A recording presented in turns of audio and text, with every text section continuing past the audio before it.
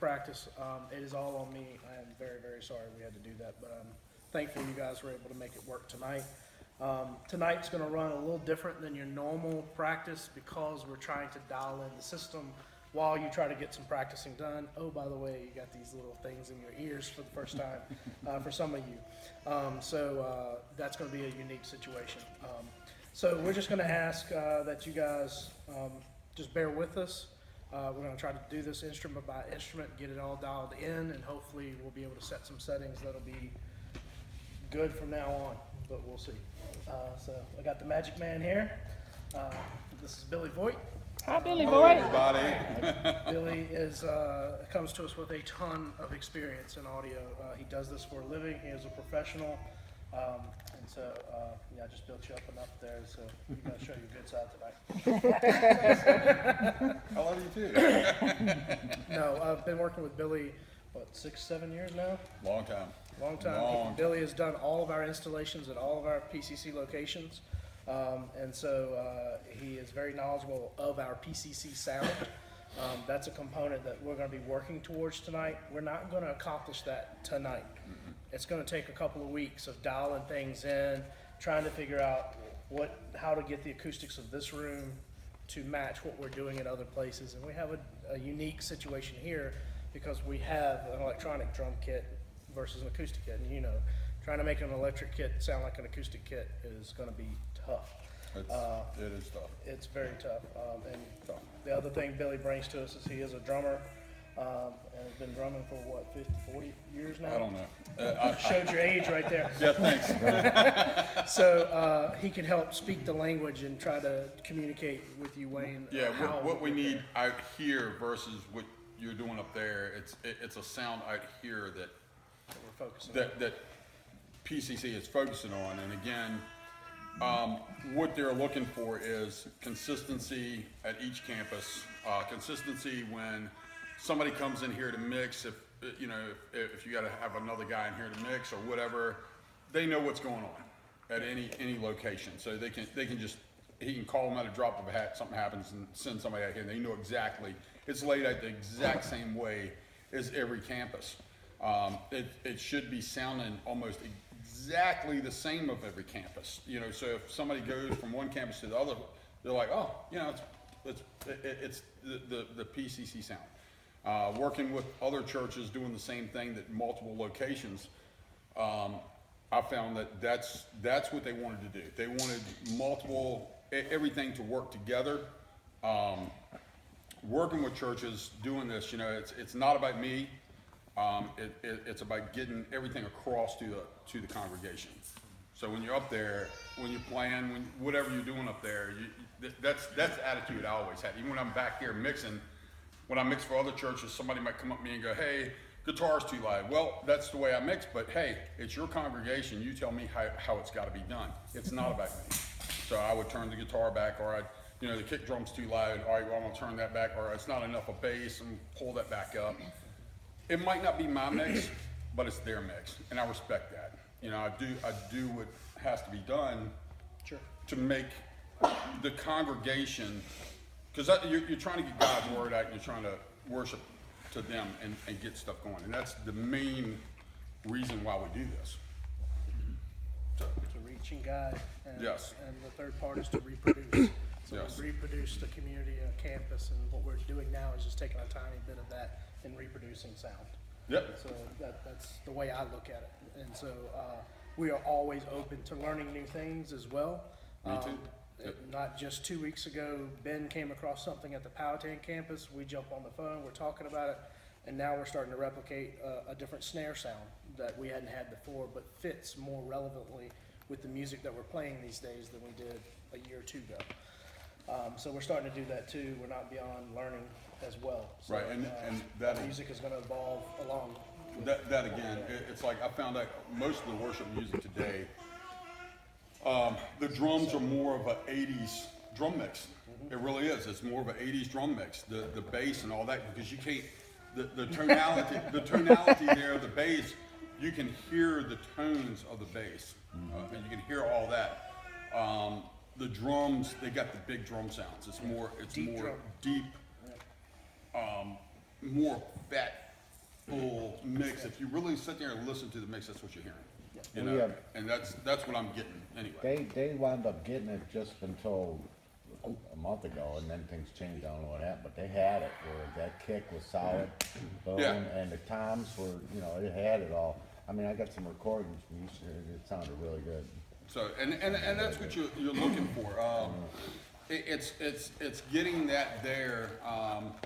Talking to Ben and the, you know, y'all about the snare drum, and we talked about that at the Destination. at Destination when y'all came there to look at everything. That's what it's about, and my research of going to other churches and talking to them, I've worked with Sanctus Real and 10th Avenue North, all that, talking with their engineers about the way they do stuff, just to take back to the churches and go, hey, this is what we're doing, you know, this is how they do it, you know, you want to incorporate it and just try it, we'll do that, and it usually works out really well for everybody, and then we find that, you know, it's more pleasing to the congregation and what they're hearing, and they're like, wow, you know, you get that feedback from them, hey, it really was great this week, and it makes you feel great, you know, it does, because you're getting across what you want to get across. Well, So- Psalm says, make a joyful noise and That's play right. it loud. Play it loud. So just know that's our hearts, that's where we're Yeah. coming from, that's what this tonight's all about. So we're just gonna ask for your grace there and try to help us get there. There were some videos that Lindsay sent out to you guys, hopefully you guys had a chance to watch those. As Ben said in one of those videos, as much as you can be descriptive about what you're hearing in your ears, the better Billy is gonna be able to dial that in and try to help you get the sound that you're looking for that will help you be the best you can be at your instrument or your vocals. So, which is also your instrument. So, with that, just go over a few things and then we're gonna pray and get started. The first thing is you guys will have in-ears. If you don't already have them, if you prefer your own, I know you've got a set, right? With in-ears? Well, I do, Okay. if they'll work on that. Sure, yeah, it's just a 3.5 connection, like you plug into your iPhone. So you can use yours if you're comfortable with them, or we have plenty of them. The first thing that you're going to want to do is make sure when you take it out, you're going for the one that's the silver color. It does have on it, in the middle, a volume knob. It just slides up and down. So just make sure when you're pulling that you pull it all the way back towards you. And that turns your volume at max volume on here. The other thing is selecting the earbud that fits your ear. So you'll spend a little bit of time doing that and figuring out which earpiece fits your ear the best. Like Ben showed in the video, start with a big loop first and try to figure out how these connect to your ears. They are marked left and right. Make sure you put the right one in the right ear. Otherwise, when we do click tracks, you're going to be way off. And otherwise, they're not going to fit very well either. Because they're tailored for each ear. Yes. And then once you do that, you're just going to be snapping those into place. Each cable is just a 3.5 millimeter cable, and this just plugs in, and you want to hear that snap sound when it clicks. So we all have tails, yes? You all have tails. That's going to be new too. We got to get used to that. So that'll be something to get used to. Others that have played at other campuses have already learned this. Don't walk off without unconnecting your tail, or it will be funny. Or not. Because it will trip you up. And you will report, right? So, so there's some earpieces in here. They're clear ones. What I've found is the foam ones tend to work the best. These are kind of like the ones you would put in your ears for just hearing protection. So they're really squishy and they kind of form to your ears. But if they're too big, just go with the clear, smaller ones. I've got some others coming in on Monday that'll be different. Actually Saturday, so I'll have them for Sunday. That are smaller sizes of the foam. Let me think. Anything else on that? The other thing is the iPads have the app downloaded to them. You'll have an iPad for each of you guys. If you prefer to mix on your phone, I'm more than happy to do that. Whatever you're comfortable with mixing on, that's where we'll start. iPad's pretty much easy. With the iPad, what you want to do is your name will be above here when you hold it this way. And Like this? none of the monitors are where you left them. Yes. Yes. Yeah. You're starting from scratch tonight. So- Look for your name. Yeah. Look for your name, and when you turn it sideways, then you got the whole console to turn, and everything's labeled where it's at. And then you just scroll over it, and you take that and push up what you want in your mix, and it's gonna come in there. How loud you want it, you can say, well, I just want a little bit of guitar or bass or whatever, and then you can say, no, not that much, or I want a lot of it in my ear. So you can basically say what you want in your own ears. You don't have to have everybody in there if you don't want it. And you can control the volume also by this. You can say, oh, they're too loud in there. You can turn it down yourself without asking him to turn it up or down. So, One thing to tag on to that, you have the ability to put a lot of things in your ears, but keep in mind that these are they're called reference monitors for a reason. It's whatever you need to reference in order to play your instrument and feel good about it. This is not gonna be like stereo sound, like you're sitting there jamming with your radio. Right. Or with your phone these days. Do we have room so- mics? I'm Are there sorry. room mics to Yes. give ambient? Yes, you Okay. have 2 ambient mics, you have ambient left and ambient right.